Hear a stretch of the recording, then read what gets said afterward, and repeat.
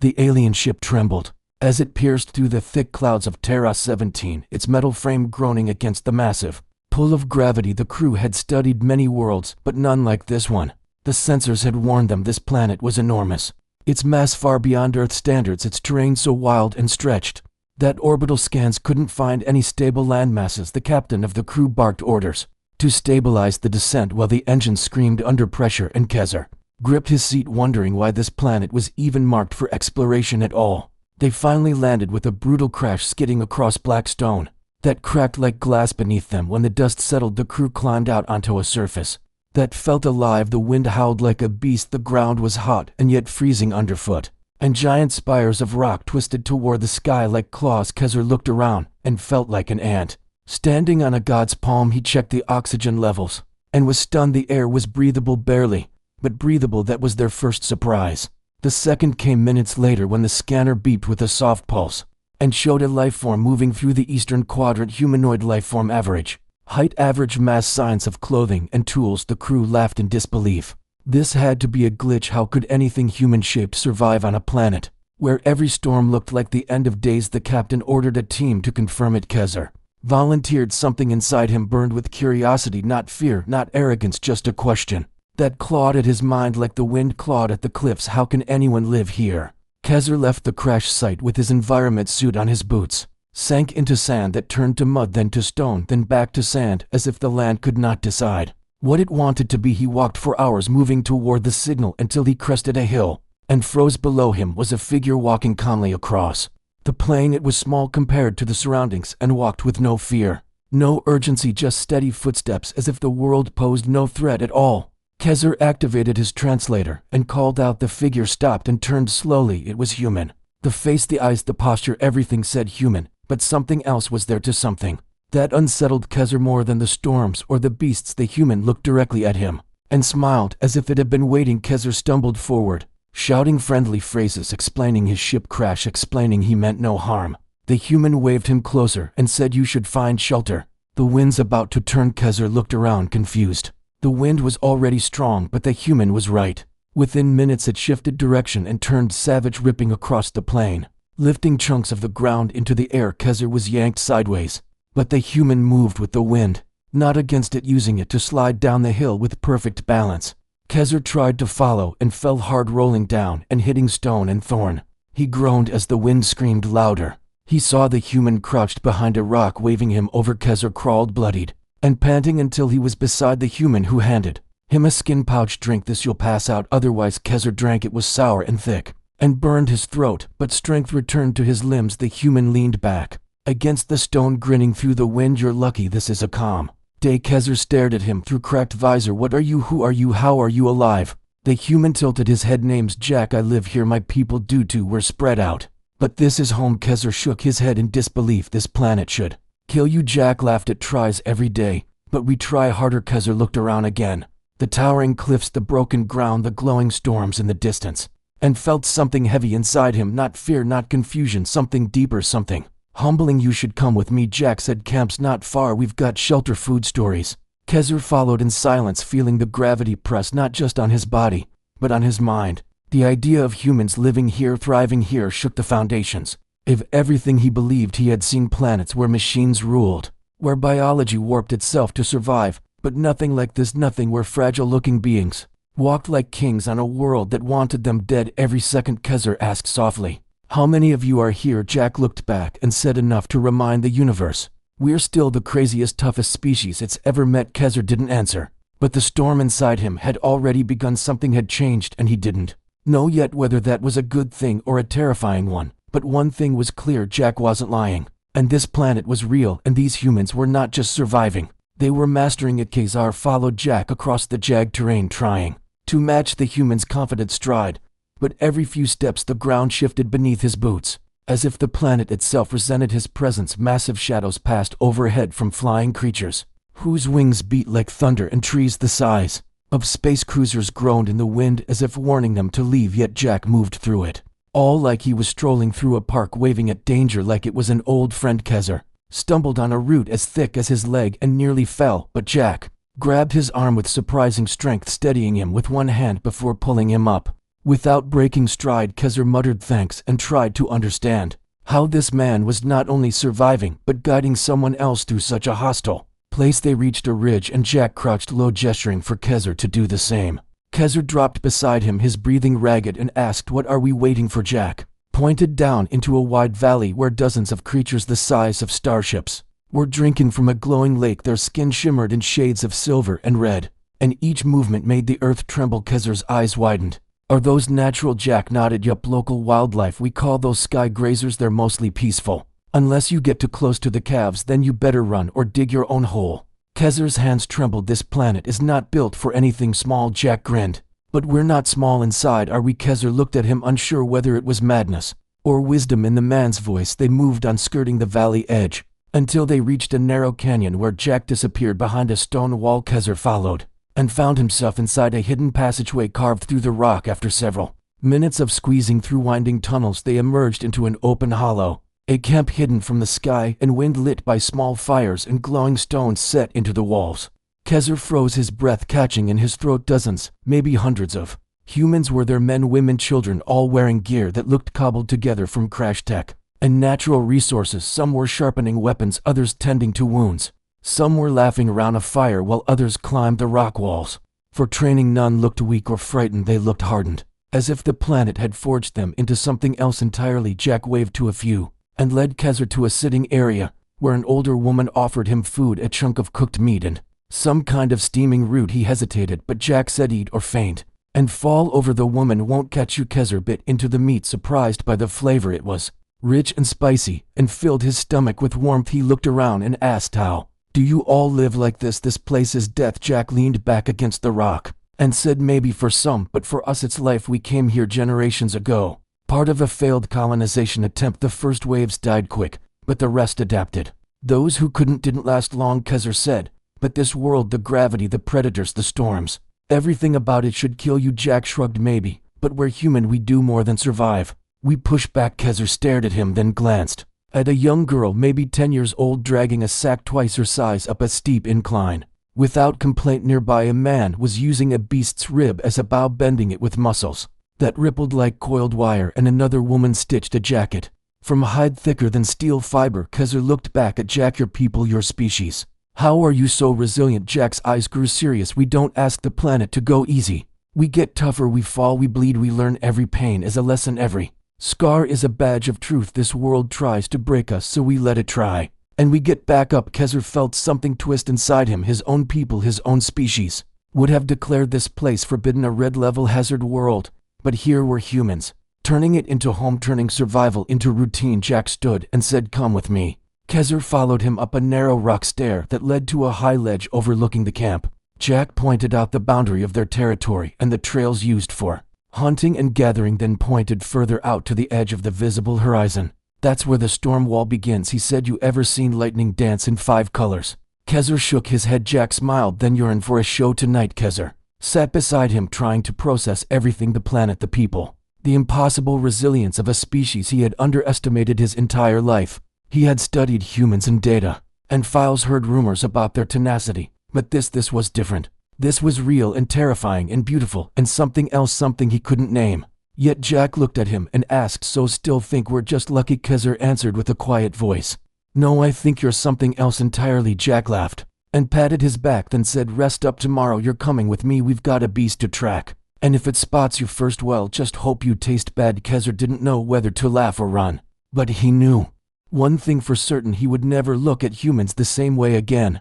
And maybe, just maybe, he would learn what it meant to be more than what he was born. The next morning arrived with a strange silence, the kind that made Kezer feel like something massive was holding its breath above the sky. Jack was already awake, strapping on thick boots and a vest made from some armored creature's hide. His weapon was not a laser or plasma rifle, but a massive spear forged from bone, metal, and heat. Kezer felt a chill, not from the air, but from the realization that these people had learned to shape this violent planet into their forge. And they were the weapons. Jack tossed Kezer a leather satchel filled with dried food and a jug of thick fluid that smelled like smoke and roots. "Drink that when your legs stop working," he said with a grin, then turned and began the climb toward the northern path. Kezer followed, stumbling occasionally as the trail grew steeper and the gravity pressed harder. Sweat clung to his skin beneath the suit, But he kept going because something inside him had shifted since yesterday. Something that wanted to understand, not just observe. The trail turned into a ridge that overlooked a canyon of roaring red water foam, surged along its sides, and strange fish the size of transports leapt from the surface, their skin glowing blue before diving back under. Jack pointed across the gap to a cave system built into the mountain wall. That's where the beast lives, he said. We've been tracking it for a month. It took 2 of ours last time. Kezer's eyes widened. You are hunting it? Jack nodded. We're not the top of the food chain yet, but we're working on it. Kezer almost laughed, but stopped because the look in Jack's eyes was pure calm, as if this was just another day, another mountain, another monster to slay. They crossed a rope bridge swinging over the canyon. Kezer gripped the ropes with both hands while Jack walked ahead like it was nothing. Once across, they descended into the cave. The temperature dropped fast, and the walls glistened with mineral veins that pulsed faintly with energy. Deeper inside, Kezer could hear it, a slow rhythmic thump, like a drumbeat, and the faint scrape of claws on stone. Jack raised a hand and moved slow, his steps silent, his body low. Kezer copied him, doing his best to quiet his breath. They rounded a bend, and there it was, the beast, a massive muscle, bone, and scale resting in a nest of cracked boulders. It had 4 legs, 2 arms, and a single glowing eye. It was breathing slow, but each breath made the air vibrate. Kezer's instinct screamed run, but Jack whispered, watch this, and stepped forward. One stone cracked under his boot, and the creature stirred. Its eye flared open and fixed on him with instant focus. In a blink, it charged faster than anything its size should move. Jack ducked, rolled, and slashed with his spear, scoring a line across its leg. It roared and turned, but Jack was already on its back, driving the spear deep. Kezer watched frozen as the creature twisted, slamming Jack into the wall, then reared back to finish him. Kezer moved without thinking, grabbing a loose shard of bone and hurling it into the beast's eye. It struck, not deep, but enough. The creature screamed, stumbled, and Jack finished it with one final strike that drove the spear through its head. The cave fell silent. Jack coughed blood on his lip, then turned to Kezer and said, welcome to the hunt. Kezer helped him up and felt his hands shaking, not from fear, but from the rush, from the impossible act he had just performed. They dragged the beast's body outside and set fire to it using special oils that burned green. The smoke rose high and visible across the cliffs back at camp. Others would see it and know the mission was done. Jack looked at Kezer and asked, why did you throw that bone shard? Kezer answered, I don't know. I just couldn't let you die. Jack smiled. Then you're starting to get it? Kezer asked. Get what? Jack leaned close. Survival is not about running, it's about standing. Even when the mountain roars, even when your blood screams, stop. Humans have always done this. We face what others flee, we tame what others fear. Kezer looked down at the fire and saw his own reflection dancing in the heat for the first time. He didn't feel like an outsider, not completely. He still didn't understand everything, but he understood one thing: these people were forged not by safety, but by suffering. And the fire inside them came from choosing to fight back, not because they could win, but because giving up was not in their nature. As they made their way back to camp, Kezer looked at the massive world around them and felt something growing inside him, not just respect, but a hunger, a desire to learn more, to become more, to walk this world, not as a visitor, but as something that could one day earn the title human. The next day began before the sky even shifted colors. The humans called it sky, turning when light from the twin moons faded and the sun bled into the horizon, painting everything in shades of gold and ash. Kezer stood outside the cave, sharpening a small blade Jack had given him a day ago. It was crude, jagged, and heavier than it looked, but Kezer practiced with it anyway, swinging it through the air, mimicking the stances he had seen others use in the camp. Every muscle in his body ached, his arms burned, his legs trembled, but he kept moving, kept trying, because something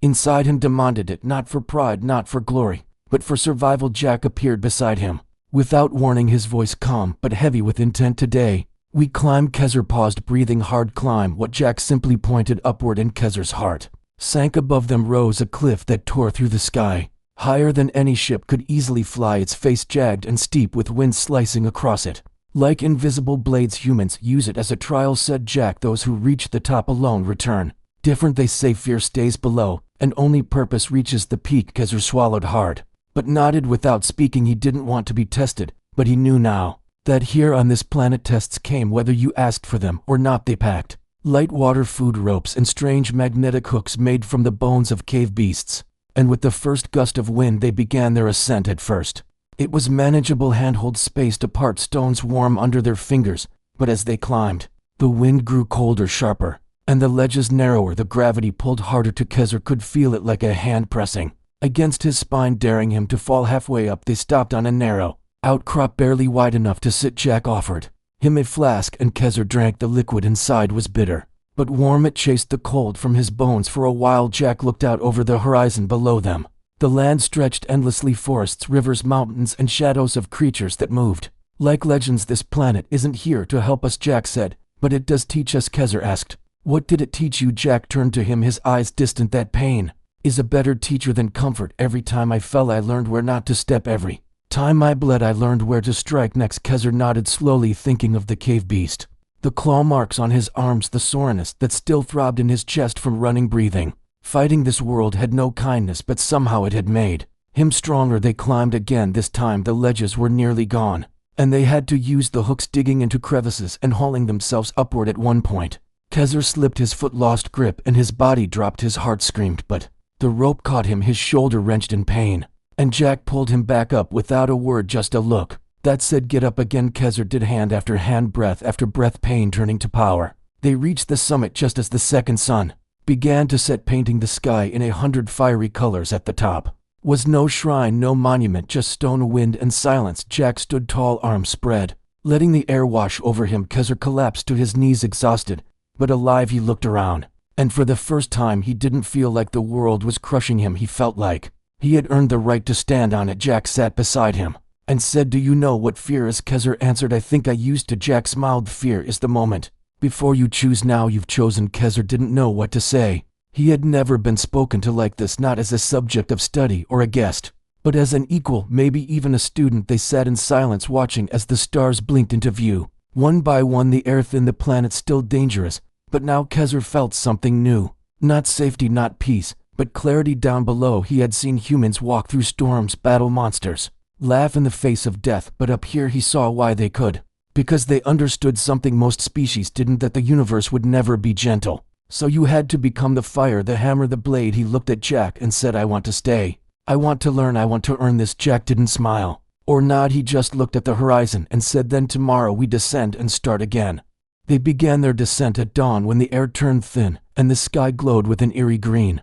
The wind had changed direction, and Jack moved with urgency, his voice low and tense. The season of skyfire was coming fast, and Kezar could feel it in his bones even before he understood what that meant. The climb down was harder than the way up, because now the rocks were slick with frost, and lightning danced across distant clouds. Like cracks in the sky, they moved fast, using vines and hooks and jagged handholds. Jack knew every turn, every ledge, every shift in the rock, like the mountain itself had taught him its secrets. Kezar followed without hesitation. Every scrape, every slip, every bruise only deepened his resolve. By the time they reached the base, Jack's expression was grim. He pointed toward the horizon, where the clouds twisted into a spiral and the ground shook. In the first time, Kezar did not wonder if he belonged here. He knew it in the ache of his bones, the roughness of his skin, the weight of the blade at his side. He had been reborn not through ceremony or title, but through action, through pain, through the fire that had not consumed him, but shaped him. The council had not returned. Perhaps they had seen enough, or perhaps they feared what they now understood, that humans were not creatures to be pitied or guided, but beings to be respected, to be studied, not like puzzles, but like legends. A voice called from below. Scouts had returned with news, a new beast, a new challenge moving from the south, larger than anything he had seen. Jack looked at Kezar with a quiet grin. Time to go to work again. Kezar nodded and followed him down the ridge, walking with the ease of someone who no longer questioned his place in the world. He passed children who waved and warriors who nodded. All of them carried something more than weapons. They carried purpose. The creature appeared at dusk, towering fierce, its eyes glowing with primal rage. It roared and the air trembled. Trees bent and lesser beasts fled, but the humans stood firm.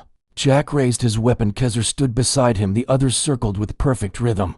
No panic, no confusion, only readiness. The beast charged, and they moved together like fire meeting steel, like thunder meeting stone. Kezar struck first, not out of fear, but because he had stopped fearing long ago. The battle was brutal and swift, ending with the creature collapsed and the camp still standing. Afterward, Kezar sat by the fire, his hands bleeding, his breath steady. Jack sat beside him, silent and proud, and in the silence something passed between them, not words, but truth. Kezar had come to this world a scientist, a stranger. Now he was something else, something older, something human. The stars blinked above, and for once they did not feel far away. They felt like they were watching, not with judgment, but with wonder, as if they too had asked the same question.